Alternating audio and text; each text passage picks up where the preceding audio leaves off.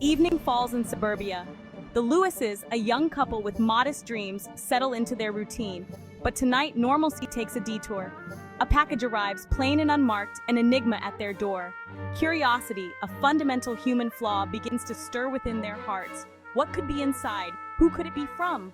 These questions hang in the air, thick and heavy as the coming night. Good evening, Mr. and Mrs. Lewis. I have a unique opportunity for you. A chance to gain $50,000, a king's ransom in your simple lives. All you have to do is push a button. A simple action. But remember, the consequences remain shrouded in mystery. Mr. Stewart, a name as ordinary as his appearance, arrives to explain. His words are measured, his eyes unreadable. The air crackles with tension. The Lewises are caught in a web spun from equal parts intrigue and apprehension. $50,000. The possibilities dance in their minds. A new home, a secure future, the fulfillment of long-held dreams. But the price? An unknown life, extinguished at their command. The moral implications hit them with the force of a physical blow. The button sits between them, a silent arbiter of their morality. The seed of temptation, once planted, begins to take root. Norma, we can't do this. Taking a life even unseen, unknown, it's just wrong. Arthur, a man of conscience, balks at the very idea. Taking a life, even unseen, unknown, is anathema to him.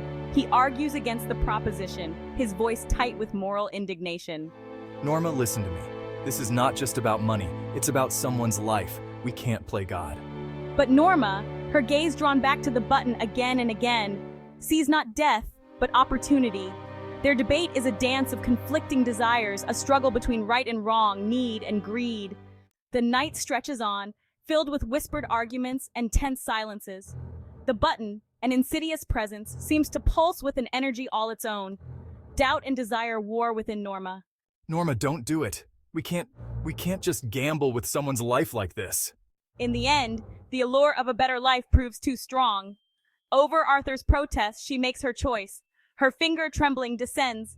The button clicks. The room falls silent. Time loses all meaning. Minutes crawl by like hours. The air grows thick with anticipation and dread. What have we done, Norma? What have we done? Then the telephone rings. The sound is jarring, a death knell in the stillness. Norma answers, her voice a choked whisper. I'm very sorry for your loss. A distant relative, but there was an accident. The news hangs heavy in the air, thick with unspoken implications.